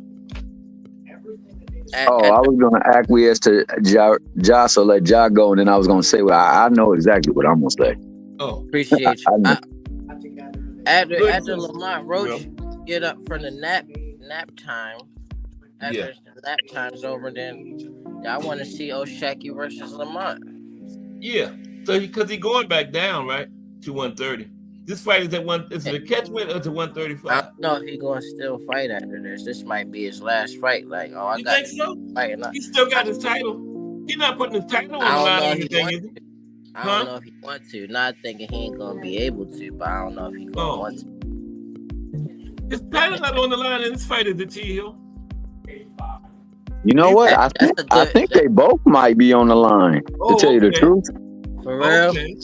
I think they both might be on line, but it could not be. Don't quote me on that just yet. But I think one of the fights that Tank was negotiating, whether it was that one or the Rayo, belts are going to be on the line. Now, but remember when Tank and Leo Santa Cruz did that? Santa Cruz was at 136 and Tank was at 130. They had both of them on the line, remember? A few years back. Yeah. I mean, Tank don't have a problem putting his belt on the line. It's just that, if you're going to fight for the belt, you're going to fight for the belt at the belt's weight limit. And that's the only problem that people don't seem to recognize. If Ryan would have just agreed to the 35, he could have blew up to whatever. See, to me, why would you not take that pound so that you can come in whatever size you want? That's right, man. That 1 pound. Now, I know 1 pound is hard to lose when you're talking about total body weight and you're really, really big. Yeah. But I think he could have did it, though. Well, going on up, like, whatever you want to go to after that. Well, all they do is make. Yeah, man. If you wanna use things as an excuse, but as far as this what I think, like having a grown man, like supporting that's enabling that. Like we got the spoiled brats of boxing. Is that the era? Is this the era called the spoiled brats of boxing?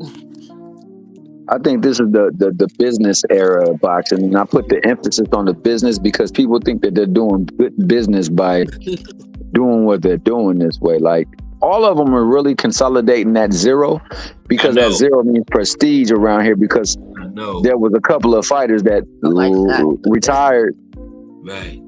That's what it is. Yeah, with that zero, and then that means that you're top dog if you can. Because look at the thing that Floyd says is I'm the best ever, right? Because I have a zero. Nobody else has a zero. That's really why he's saying he's the best ever. But you're talking about him comparing himself against people who fought like 200, 300, 100 fights. So I was thinking like me as like so I believe Thomas Hill probably older than me. So like I grew up watching Floyd. So, like, how I look at it as TBE is, like, out of respect to Muhammad Ali, because you can't be the GOAT. That's disrespectful to boxing. And then when it comes to TBE, like, did you see him in the ring? No, Terry, I don't have no box no more. Did you see the skills in the ring? That's TBE. I always give him his dap. I'm never gonna discredit Floyd, but by saying you're the best ever, you really do defecate on a whole lot of people that came before you. Some of them that came a while when you was there. Now, granted, in his era, no doubt about it, he held the crown, but he doesn't say that. He says, "I am," and see that kind of like rubs certain people the wrong way. A lot of people know that's just Floyd being Floyd, so they just let it go. Yeah. And that's how I am. I let it go because I know he a bad dude and he's one of the, like if you had a table of tables, he would be at that table of tables. No doubt in my mind. Would he be the chief at that table? I don't know about that. That's for debate. That's for dispute. But he would be at that table. Yeah. You know what I'm saying? There's a lot of great fighters who will not be at that table and he is definitely one who will be there. So I give him his credit. But at the same time, like, you fought 50 fights, bro. And one of them fights wasn't even a real fight, and they gave it to you. Just so you could retire one more than Rocky Marciano when he lost his when he retired. And you know what? Floyd should have had one loss too. That fight, him and Zab, when Roger jumped in the ring, Floyd should have been disqualified. It should have been a disqualification. I definitely maintain that. That being said, though, like, Deontay Wilder should have won 2 of the 3 fights, and honestly should have been and what's the name should have been suspended from boxing for that second fight because you could clearly see his glove flopping around. No one glove ever flops around like that, dog, and he's not hitting that hard where he can bust the glove's whole function. So we have many instances where boxing didn't do what it was supposed to, and I mean. We just seen Maxie Hughes obliterate Kambosos, and they still gave him the win. So, there's some things in boxing that's always going to be because we're dealing with folks. And, folks can be bought, they can be sold. And a lot of them get bought and sold in this sport right here because there's a lot of money on the line. That being said, No, look at my Floyd is a hell of a fighter, and I will never disparage him. You said what? No, I was just saying. Go ahead. I was just gonna say that your boy Floyd is a hell of a fighter, and I would never disparage him and what he did in the ring and what he did for boxing. However, he inspired a lot of people in the wrong way because people didn't recognize the work he put in to being that best man ever or the best ever. So they just trying to get there from a monetary standpoint, and they didn't recognize the sacrifice he made for even that. The Mickey Freaky took peas and gravies to fight De La Hoya so he could take De La Hoya's spot because De La Hoya was the dude. Now, one dude who was never... real talk. And the resume of resumes belonged to De La Hoya because De La Hoya didn't duck zero smoke. Man, no. That Mickey Freaky fought damn near everybody who was bad at the time. And he fought them in their prime. He didn't fight them after or before. So, I give him his respect. However, going back to the question that you asked me, my man was fighting that fight. He was winning that fight. And then the last 3 to 4 rounds, he coasted. I think he thought he was whipped. No, not Oscar. My fault. I didn't mean to hop off like that. My aunt had called. No, you good. I missed the chance. No, you good. You good. What are you talking about, T? I'm talking about my man. I don't look at it. I don't know Floyd personally though. So, but like in a boxing fan, like TB is just a boxing.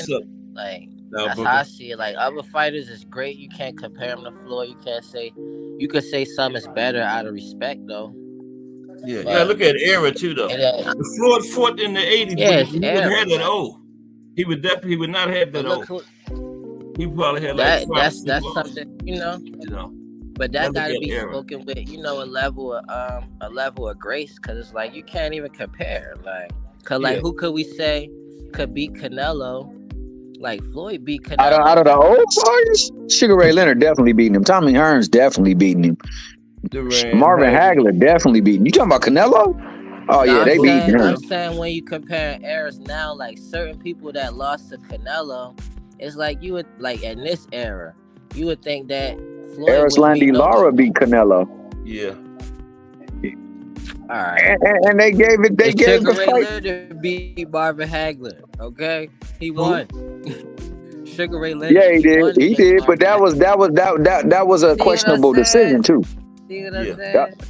That was a questionable decision. With Lara, Nah, you got to go back and watch the fight. Rewatch that fight. I watched it. It was questionable. It was nothing like what he did with Danny Garcia.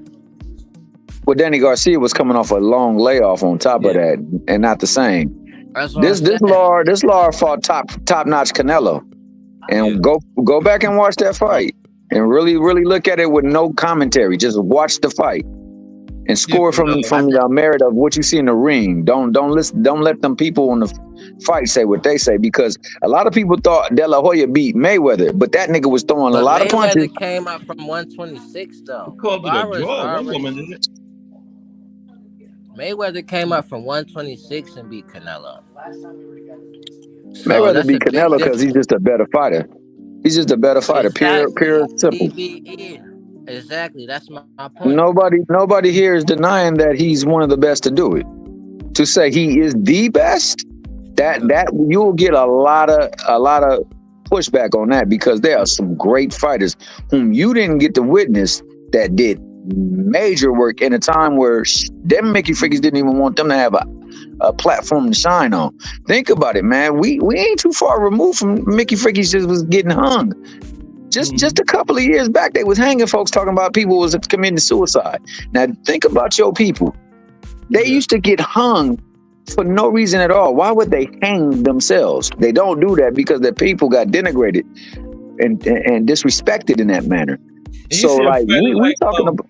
You see a fighter like Joe Gans had like 50-something draws. You know damn well that man had that many draws. You know what I'm saying? They call them draws. They had another fighter had like over 70 no contest. Like how are you getting over 70 no contest? Because he was whipping that tail and they didn't want to give him the fight. Exactly. Yeah. So they call it so like you got to realize they were black in a white man's sport, in a white man's industry, and they were dominating. They weren't gonna let them, and that's why you got Murderers Row who wouldn't get no opportunities because we ain't about to let them brothers come over here and take over. Hey, I want to ask Cass a question. So why did Jack Dempsey call himself Kid Blackie and then change his name? What was that about? I really don't know. Kid Blackie. He started out as that, and I think the writers and stuff gave him the. He ended up being Manasseh Mahler. He called himself Kid Blackie, but I think the writers and the press gave him the Manasseh Mahler. So that's what everybody knew him as. I never heard Manasseh Mahler. That was That's because he was from Manasseh, Colorado, right? Yeah. No doubt. That's where he was born at, Manasseh? No, I think he was born in like Tennessee somewhere, but that's where he grew up at, out there in Colorado. That's where he was living. He fought out of, when he was fighting. So going back to Shaqy, the shock value. I thought that Shaq took a lot. Like the last 4 rounds, he completely took his foot off the gas. Yeah, and I think what he did. Yeah, you can't do that because what he did is the same thing that what's her name did with the Hammer, Lubin. Golly, what's his name? I can't think right now. Not Mendoza, right? Yeah, not Mendoza, but the other one, the one who beat the. Yeah, they gave it to Lubin, right? They gave it to Lubin because Lubin was more effective later on in the fight, and on top of that, your boy took the foot off the gas.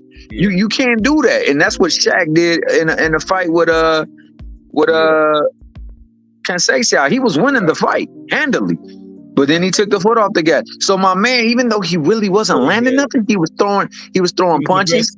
He was aggressive, and it looked better. That's right. It had a better look. It had a better aesthetic to it. So they rewarded him. And then on top of that, that's a brother. You know what I'm saying? The other dude a brother too, but he's one of those brothers that been culturized. They don't consider him full-on brother like they consider us. Right. So he got the shaft. Yeah. He got the shaft. The corner. And he might have been switching companies too, or going up. So they rewarded my man with the awarded the man with the victory. But you know now, cheated. The Kid Blackie definitely a legend. Yeah, I'm gonna find out for you where he got that name from, Jarrell. Okay, I know you. I'll find out. But to me, Conceição could be a great boxer if he would punch correctly. Yeah, you that slapping stuff. I know what you said though. Not true. Yeah, he does. That slapping stuff takes away from his effectiveness, and he's pretty effective with it. So imagine if he actually punched correctly. This ain't the amateurs, man. You can't just beat people off of activity. Case in point, we'll go to the amateur. Go ahead. No, go ahead. I wonder why his trainers don't correct that, because he's been doing that for a while, man. The lovely Queen Melanin. You know what I mean? 27. Yeah, no, you're right. I don't understand. See, to me, I guess it's been so long that's his style and it's effective. Yeah. I mean, the dude is a good fighter, bro. Make no mistakes about it. Right. He's a good fighter. He's a fighter that I had 50-50. Otherwise, I'd have gave it to Shaq off the fight, but off the rip. But I know it's difficult to beat him, and that's why when I said Shakur did him that way. Like, yo, that shows you how special Shakur is. Because that's not just any old fighter that's getting done that way. And let's be real. I mean, I thought he won the fight against the Mexican dude, Navarrete. I thought he won the fight. I looked at it. Yeah, I did. And even though he got those 2 knockdowns, he still won the fight. Oh, you talking about Navarrete? Yeah, Navarrete. I thought he won that fight. He also won the other fight too. I thought he beat Valdez as well too. Yeah. But I'm just saying, like, so this dude Shakur made look like chump change ain't chump change. Shakur just that dude. It was just Shakur. Shakur went up in weight too fast. He should have stayed at 130. Like, he let Tank blind him. He stayed too long. He was blinded by Tank. No, he missed weight his last fight. Remember? He was still he could have got undisputed for real. Our father wasn't trying to make the fight for him though. Still at 130 right now, and his head may be regular. What you're saying is true. What you're saying is true, but what Kaz is saying is even more so true. Bob Arum, he not messing with Shakur. He never was. Like his belt spread out to different fighters. It seemed like because he should have had the Valdez fight a long time ago. It took him a long time to get the Valdez fight, and he didn't even show up to that press conference, man, because he didn't want him to fight him because he didn't want Shakur to hold that title. You know what, T. Hill? Only reason he made the Valdez fight was when Bud called him a racist. Had that suit against him. You remember? That's when he made the Valdez fight, try to make himself look good. Bud had some kind of, was it discrimination suit or something like that? It had something to do with race. Remember? Yeah, no doubt. Yeah, you made the Shakur versus Valdez fight. That was the only reason why he got that fight, though. That was the only reason why he got that fight. So it's business or in the race and the business era still. Yeah, but that's always what it is. That's why we're not getting these fights, because of the business of things. Like, otherwise, you know, the fights would be offered up for Tank. Tank is the biggest fight you can make. Your fighter is gonna make the most money fighting against Tank. Why the fights ain't happening? Because the people want more of the money than they're gonna get. Because Tank bring the money to the event.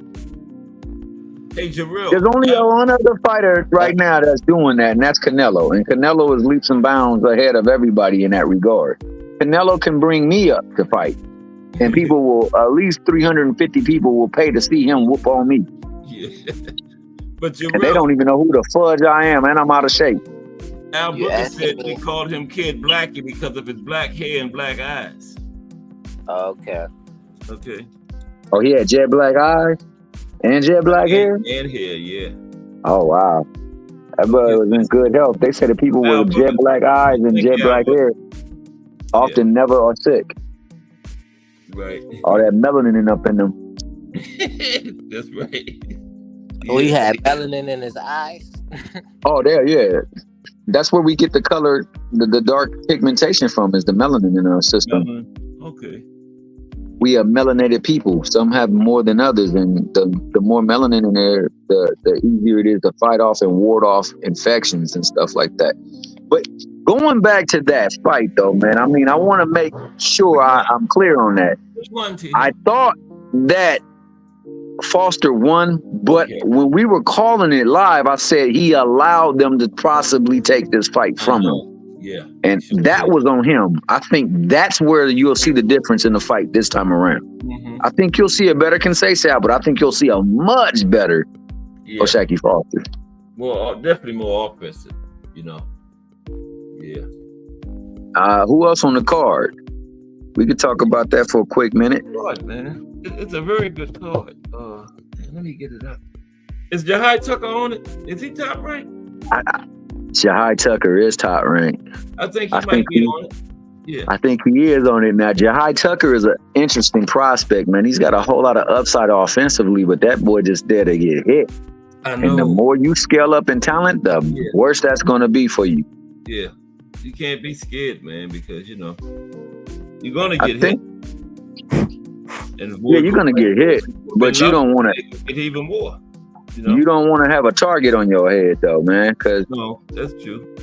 I'm going to say that. Go ahead. No, go ahead. I think he's on it. I was just trying to get it. Yeah, I think he's on it. I'm not sure if I know on one of these cards, I think it's the Keyshawn Davis card. Oh, next week. That's Friday. Yeah. Robert Merriweather is on that fight. I want to see him get down. Yeah, that's on a Friday too. Yeah, I think. I want to say. I hope I'm right, but I want to say Mason is on this card. Abdullah Mason. Oh shit! God damn. I ain't getting ready to die, man. I got my charger right here. Oh, you all good, bro. We only got 1 more minute anyway, so I got my charger right here. I told you I started before 2:30. Something bad would happen. I'm glad I looked up. You good though. So Yeah, like, I want to see. There we go. I want to see how that fight plans out. I hope that we get that fight with Tank and Lamont Roach, because a lot of people say Tank was avoiding slick black fighters. You was breaking up. Say it again. I said I hope we get that Tank. You was breaking up a little bit just now, but you good. Oh, I was saying that I hope we get that Tank and Lamont Roach fight, because people say that Tank don't fight slick back fighters. Well, that dude is slick and he's black too. I thought it was already signed and everything. Yeah, but you know they said the venue is a problem right now. But Tank said it's gonna happen and it's gonna be in Houston. So hell, I'm gonna stick with that because I don't. Raymond Muratalo is on it too. Oh, that's gonna be a good fight. Who is he fighting? He's fighting. Raymond is fighting Jesus Perez. Okay, so we get to see how Abraham Nova. Mm-hmm. Oh, Nova, I like him. He got robbed in his last fight. I didn't see that one. Yeah, Jahai is on it. Jahai definitely on it. So you're gonna get action in that fight for sure, because Jahai gonna go bang with whoever. Yeah, it's a good card. He's feeling Callisto Madeira. Okay. I think Jahai is 26. Okay. 26. He relatively young. He's at middleweight. Middleweight? Is he at middleweight? They got middleweight on here. Yeah, he at middleweight. Slim, bro. He's slim. You know, that's a guy. Okay. Middleweight. Damn. I didn't know he was that big. So middleweight is there for the taking if you line your ducks up in the right order. Yeah, it is. But yeah, man, I'm looking forward to this weekend to see how things shake up. I'm looking forward to Shaq to get his belt back, and then hopefully at the anybody any weight. I think he's gonna get it. We got a couple other cards too. It's like 3 tomorrow. Yep. Somebody definitely just threatened. Got one from Las Vegas. Well, Melanie Queen said they should fight at Atlanta. She said they should just fight in Atlanta. See, I think what he's trying to do is he's trying to go into areas that's heavily infested. I shouldn't say it that way, but heavily populated with Latin community, okay, and build his fan base that way. I didn't mean to say it that way, but that just came into my mind. But heavily populated with Latin fighters, so that they can see him, and that way he could build his profile amongst the various communities and things like that, because that's them trying to make him a superstar. To be mentally healthy. Floyd Schofield fight tomorrow too. Yeah, that's right. Yeah, Schofield on it. He's from Vegas, different card. He headlined his own card from Vegas. Oh yes, who's on his card? I don't even really know any of these people, man. He's fighting Renee Giron. I never heard of the guy. Melakuziev on it. Vector talking too much, but like Schofield about that life. Will Schofield, the son. That was my bad, Booger. I got. You know how you conflate two things? I conflated population and infestation. That was my bad, bro. You sound like Donald Trump. Yeah, man. Yeah, that was bad. That was really bad, bro. I definitely apologize for that. Man. If I offended anybody, man, I didn't mean it that way. It just came out. Because you're dealing with people who often say a lot of foul stuff towards our fighters, and I was thinking about one who just recently was saying a lot of foul stuff, and got me flipping words and whatnot. We know you chill. You know you ain't like Nah, bro. Al Booger done, Professor Booger done pulled my card. You know what I'm saying? Said I was on my trumpets. I'm trying to make America great again. I'm trying to make boxing great again, goddamn it. Okay. We gotta get ready to get out of here on that note. All right, man. Well, always a pleasure having me up here. Appreciate you, Jarrell, Addie, y'all. And appreciate the good sister, Terry Akers. Encore, man. What'd you say? We need an encore. What's that? What you mean? Encore and what? That's when the boxing fans want you to do another round. It ain't over yet. Oh, yeah, we got my teammate come on. Just Do Boxing. You ever been over there, Jarrell? Just Do Boxing is next. Check him out. My bad, BN. My bad. That was a slip up of epic proportions. You like Just Do too. They say some of the very worst of things start off with the very best of intentions. I intended it to be with. Okay, gentlemen, I appreciate y'all though. Okay, will you finish, T Hill? All right, peace and blessings. All right, Jarrell. I'll talk to you tomorrow. I'll see you over at Just Do. Okay. All right, Al Booger, Terry Akers, BN Boxing News, Mike Grimm, K Savoy, Technique, Donnie Williams, Melanin Queen 27, Bruce Gas Boxing, Jazz, and more. Let's Talk Fashion, Thomas Hill, Ant McQueen, Jarrell Hattie, Ken Soul Love 1, Mike Grimm, Just Do Boxing, Ray Patterson, Miss Cass. Appreciate everybody. Tomorrow is the life and career of Sugar Ray Robinson. Okay? And I'll be back tomorrow because if it's Monday through Friday at 2 p.m., it's the Boxtorian bringing you all that boxing history. Just Do Boxing straight ahead. This is Cass Sports. Everybody have a great day. I will see y'all in those JBT streets. See you in the JBT streets.